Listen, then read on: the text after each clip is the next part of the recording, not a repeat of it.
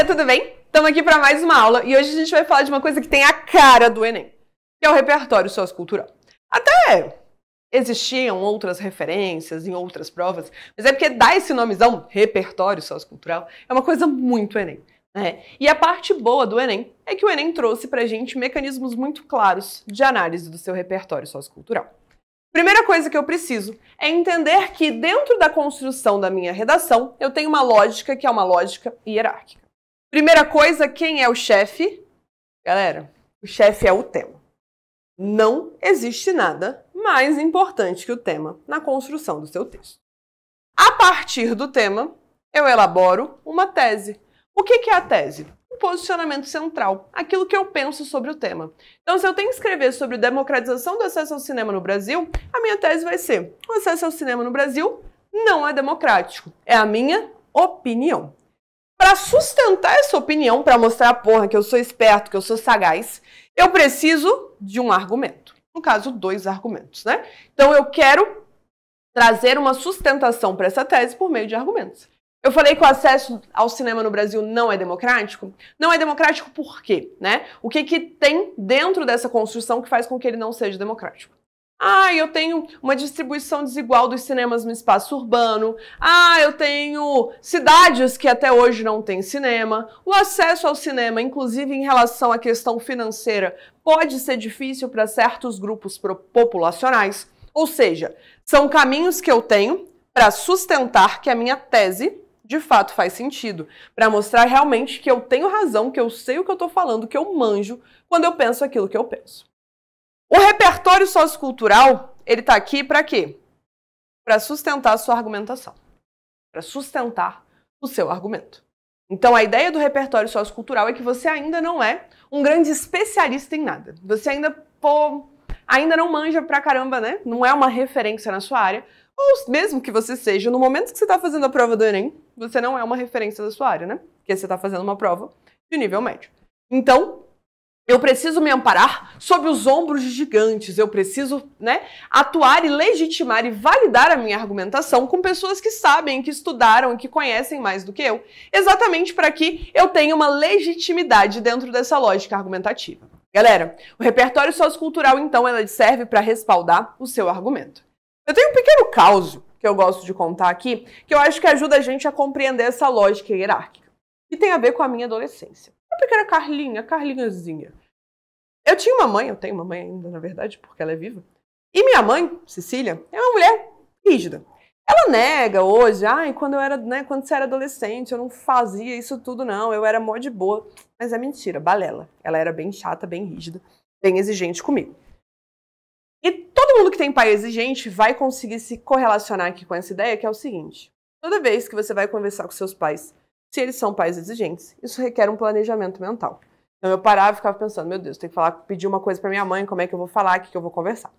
Vamos supor que a gente tivesse um tema. Vai ter um rolê na casa da minha amiga Mariana no final de semana. O tema é dado pela prova, o tema é dado pela situação específica que eu estou vivendo. Eu ficava pensando assim, qual que vai ser a minha tese? Minha tese é que vai ser massa se eu for, né? Vai ser legal se eu for, e minha mãe pode se opor a esse ponto de vista. Minha mãe pode falar, não, filha, acho que não vai ser massa, não. Então eu preciso de argumentos. Argumentos que sejam capazes de fazer o quê? De mostrar que realmente vai ser massa se eu for. E aí eu ficava confabulando lá, na minha cabeça, pensando, matutando. O que eu posso falar? Eu posso virar pra minha mãe e falar, mãe, vai ser massa se eu for porque todo mundo vai. Mas aí você dá a chance do quê? Da mãe mandar o truco de mãe e falar, você não é todo mundo. Acabou a conversa, já era, me lasquei, bau. Não é um bom argumento. Eu podia argumentar, por exemplo, mãe, deixa eu ir porque meu crush, o rapaz que eu tô interessada, vai estar lá. Mas assim, não é um argumento que seria apelativo para minha mãe. Então observa, nem todo argumento, nem toda argumentação é uma boa argumentação, tá? Eu tenho argumentos que são bons, que são legais, que são válidos, eu tenho argumentos que são ruins. Eu sabia o que era importante para minha mãe. Eu sabia o argumento que amolecia o coraçãozinho de pedra da Cecília. Qual argumento que era? Colégio. Mãe, vai ser bom para mim ir porque eu estou tirando boas notas. Isso, para ela, era o que mais tinha chance de amolecer o seu coração. No entanto, Quem tem pai rígido vai saber. A minha paladrinada dentro da minha casa era a mesma coisa. Então eu tinha que provar aquilo que eu estava falando. Mãe, eu estou tirando boas notas, olha aqui o meu boletim. Ou seja, olha aqui eu me amparando sobre professores que conhecem, que estudaram e que sabem muito mais que eu, para mostrar que realmente, caraca, ela está aprendendo, essa garota. Então, ó, eu ia conversar com a minha mãe sobre o rolê na casa da Mariana no sábado. E minha tese é que seria massa, seria legal que eu fosse. Porque eu tô tirando boas notas, porque eu tô me desenvolvendo bem na escola. Olha aqui o meu boletim, mamãe. E aí ela vai olhar pra mim e falar, ok, para com isso, menina, você já saiu semana passada, né? Vai sair de novo pra aqui. Tudo bem? Galera, então, essa é a lógica do repertório. O repertório serve pra legitimar, pra respaldar a argumentação. E o seu repertório, então, é o conjunto de conhecimentos culturais, históricos, científicos, artísticos, filosóficos ou sociais, para fundamentar o argumento da redação. Então, qualquer coisa pode ser repertório. A gente tem uma construção muito vasta, um vastíssimo repertório de repertórios, porque realmente eu posso utilizar qualquer coisa dentro dos critérios para ser repertório. Ah, eu gosto de uma série, de boa. Ah, Anitta, de boa. No tema de persistência da violência contra a mulher, a gente teve redação nota 1000 citando a Anitta. Por quê? Porque para falar de violência contra a mulher, a Anitta era uma referência super válida, super legítima. Ah, eu quero falar sobre Black Mirror. Se for pertinente, se fizer sentido, de boa. Ou seja, até quando você está no seu momento de diversão, você pode estar, assim, absorvendo o repertório. Então, eu tô vendo um filme com crush e me deu um insight, deixa eu anotar isso aqui, porque dá para usar na redação de repente, né? E a gente vai estudando ali em várias situações, em vários momentos. Aula de história, aula de geografia, filosofia, sociologia e até, a depender da situação, por que não biologia, matemática, química. Se fizer sentido esse conteúdo na construção do seu argumento, você pode trazer. Por exemplo, se eu for falar de saneamento básico e eu trago ali a referência do ciclo de vida de uma zoonose para explicar como que a água tratada é importante, como que a água é relevante, beleza. Vai ser um repertório e é válido, mesmo sendo, biologia não tem nada a ver com redação. Galera, redação pode ter a ver com tudo, tá? E aí você pode se perguntar, onde eu vou colocar o meu repertório?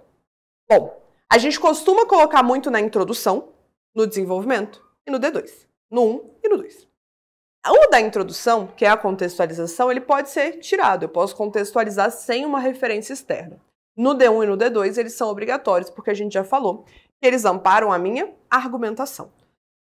E aí, dentro da sua organização e do seu projeto de texto, eu quero que você tome muito cuidado. Porque muitos alunos têm uma mania que pensa no repertório que quer usar, para usar um repertório vanguardista, inovador, interessante, e depois pensa no argumento que se encaixa ao repertório. Mas se você faz isso, você está quebrando a nossa cadeia hierárquica. Você está quebrando a lógica da construção do nosso texto, a lógica de construção da nossa redação. Eu penso, então, primeiro no meu argumento, aquilo que eu vou utilizar para defender a minha tese, e depois eu penso no meu repertório. Até porque, de novo, um mundo de coisas pode ser repertório sociocultural. Bom, seu repertório, ele tem que atender, no entanto, 3 critérios. E nenhum deles é o quanto que ele é original, o quanto que ele é inovador, nada disso. Seu repertório tem que ser, 1, pertinente ao tema. Ou seja, ter relação com o tema proposto. Ele tem que abordar ali pelo menos uma dos elementos que está sendo proposto para você discutir. É por isso que não existe repertório que sirva para 100% dos temas. Então, Anitta foi um repertório relevante para o contexto da situação da mulher, como Black Mirror foi na manipulação do comportamento do usuário pelo controle de dados da internet. Não é porque é Black Mirror, não é porque foi a Anitta, mas é porque dentro daquele contexto específico, aquele repertório se fazia relevante. Não existe repertório que seja pertinente a 100% dos temas, tá? Não existe. Toda vez eu vou ter que atualizar. Tem repertórios que servem para muitos temas, sim. Por exemplo, a Agenda 2030 da ONU, né? Eu posso utilizá-la para várias coisas diferentes, mas ela vai requerer aí um grau maior de personalização. Aqui, papo reto. Não quero mais ver a utopia do Thomas More como repertório sociocultural, fechou?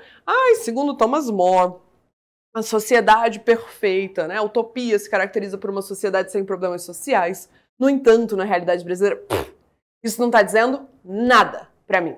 Isso não está construindo nada dentro do seu texto. Por quê? Primeiro, não tem informação nenhuma, então não é pertinente. Se ele pode ser pertinente a todos os temas, é porque no final das contas ele não é pertinente a tema nenhum. Ponto de número 2. Seu texto é muito real. Para que você vai trazer um elemento que é utópico e, consequentemente, irreal dentro de um texto tão real quanto o Enem? Não faz sentido, tá? Então eu não quero mais ler utopia, porque não traz informação nenhuma. É um desperdício de linha na sua redação essa referência, fechou? Além de pertinente ao tema, seu repertório tem que ser legitimado. Ou seja, ele tem que ser proveniente de áreas de conhecimento que sejam validadas. Você tem que pensar o seguinte: se o meu corretor for atrás dessa informação, ele vai ser capaz de achar? Ele vai conseguir encontrar ou não? Não, meu corretor não vai conseguir achar essa informação, então é melhor não ter essa referência, tá? Aqui, ó, quando vocês fazem a safadeza, a cara de pau, eu acho uma indecência de me perguntar: ai, Carlinha, eu posso inventar repertório? É por causa disso aqui que não. Não pode inventar repertório, porque repertório inventado não vai ser legitimado, porque ele não é proveniente de áreas do conhecimento reconhecidas. E por fim, o seu repertório tem que ser produtivo, ou seja, ele tem que estar servindo para alguma coisa dentro da sua argumentação. Ele tem que estar realmente reforçando o seu argumento. A ideia aqui é que o repertório serve para organizar a minha argumentação e, portanto, ele deve respaldar essa lógica argumentativa. Um repertório produtivo terminei de colocar o repertório, eu tenho que pensar assim, ó, e aí? Eu trouxe essa informação para quê? E daí? Né? Por que isso aqui é relevante no meu texto? E articular, associar a referência externa que a gente tem, o trechinho expositivo que a gente trouxe, com a parte da argumentação. Avisos finais importantes sobre repertório. Primeiro, não é para gastar muita linha de argumento com repertório não, fechou? O seu texto argumentativo tem que ter mais argumentação do que exposição. Então a gente tem que manter essa exposição ao mínimo possível, entre 2 e 3 linhas. Ponto importante também, explora diferentes áreas do conhecimento. Colocou uma referência da filosofia, coloca outra, por exemplo, um dado estatístico. Coloquei um dado estatístico, coloca uma música. Coloquei uma música, coloca um contexto histórico. Aprende a usar esses repertórios diversificados, aprende a usar esses repertórios diferentes, para que isso facilite lá na hora da prova, porque a gente não sabe o tema, então a gente não sabe o que você vai encontrar. Tranquilo? Meus amores, é isso por hoje. Beijo, beijo e até mais.